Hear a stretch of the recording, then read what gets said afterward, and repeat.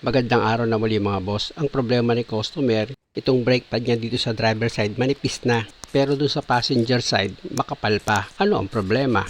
At may isa pang problema mga boss na pag nagpreno si customer, tapos bitawan niya itong preno dahil aabante na siya, pigil yung hatak. Ikabig ko muna itong manibela mga boss pa kanan. Tapos gagamit ako dyan ng box trend sa number 17, luluwagan ko itong 2 bolt dito sa brake caliper. At dahil sa maluwag na itong 2 bolt, kinamay ko na yan.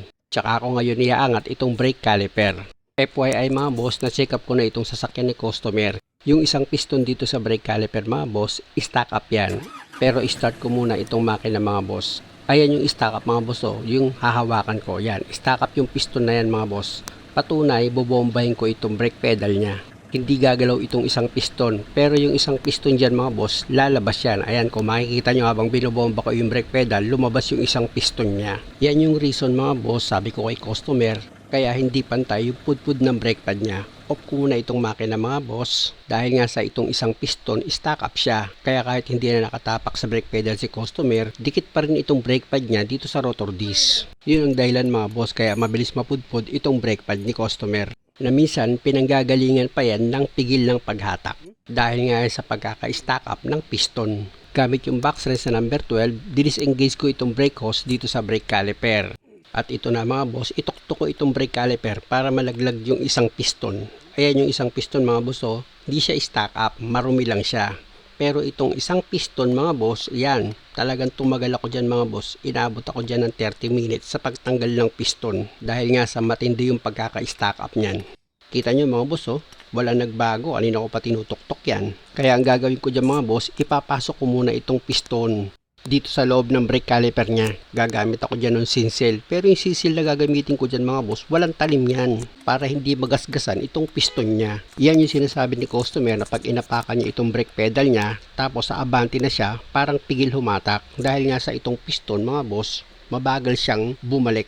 Itutuktok ko na uli yan mga boss para lumabas itong piston niya dito sa brake caliper. Siya nga pala mga boss, pwede nyo gamitan ng malakas na hangin yan para matanggal nyo itong stack up na piston dito sa brake caliper. At ito na mga boss, kung makikita nyo, natanggal na itong stack up na piston dito sa brake caliper. Tuyong-tuyo siya, oh. At kung makikita nyo, kinalawang na itong piston. Tanggalin ko muna itong mga rubber kick nya dito sa brake caliper. Gumamit ka lang dyan ng manipis na flat screw mga boss, tapos sikwatin mo itong retainer spring nya para matanggal mo itong dashboot. Tapos gamit itong flat screw na manipis, tanggalin mo itong piston seal niya. Dalawa yan mga boss, oh, 'di ba? Tanggal na siya. Alam niyo mga boss, hindi ko ito papalitan ng brake caliper repair kit niya.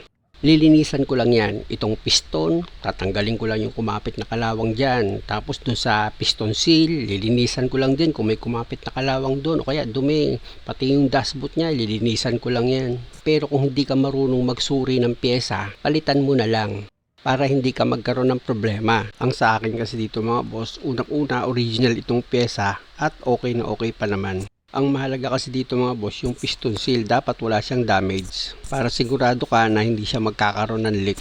Nakita nyo naman mga boss, diba? Tubig na may sabon lang ang ginagamit kong palinis dyan at papel diliha para dito sa piston at sa brake caliper. Kaya kung ganitong klase yung sasakyan nyo mga boss, nakikita nyo naman, hindi naman siya ganun kahirap gawin. Kumbaga kayang-kaya nyo na yan i-DIY.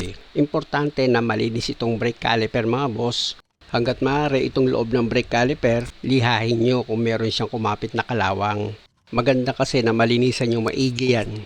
Para pag inilagay nyo itong piston, hindi kayo mahirapan na kahit dalawang daliri nyo lang, maipapasok nyo itong piston dito sa brake caliper. Yung size ng liha na ginamit ko dito sa brake caliper, 800. Sa piston naman, 1,000.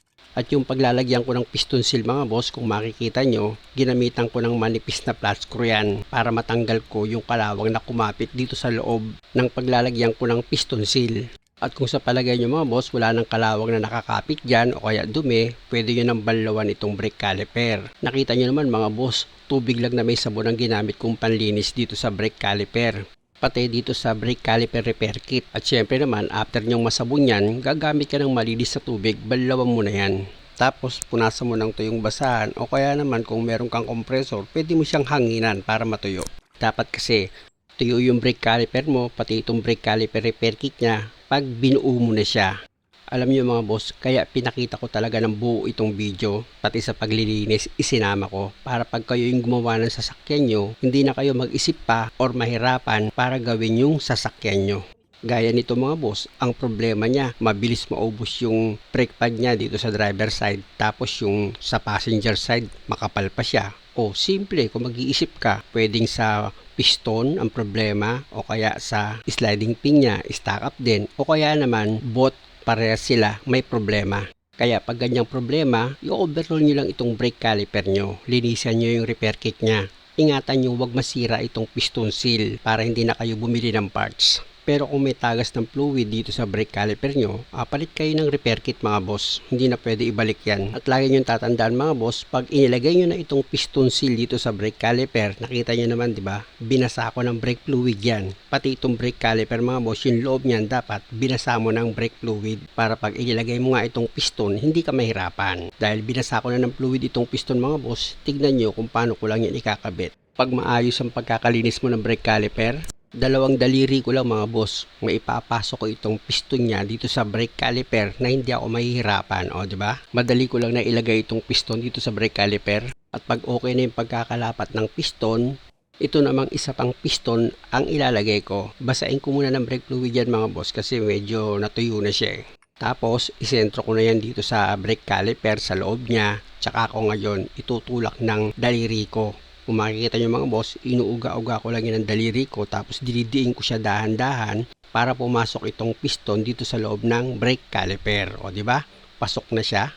Dahil okay na yan mga boss, pwede ko na ngayon ilagay itong dalawang dashboot niya. Tig-isa yan mga boss ha.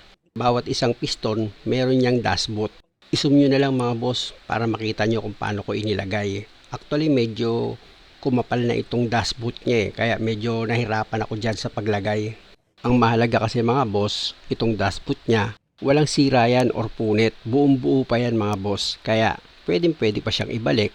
Kumapal lang siya ng kaunti dahil nga sa luma na yan. Pero ayusin niyo lang yung pagkakalapat para mailagay niyo ng maayos itong retainer spring niya. Kasi ayan yung naglalak dito sa dashboot para wag siyang matanggal pag gumalaw itong piston. At dahil sa nailagay ko na itong isang retainer spring niya, yung isa naman mga boss, ganun din. Ipasok mo itong retainer spring dito sa gilid ng dashboot mo para ipitin niya itong dashboot.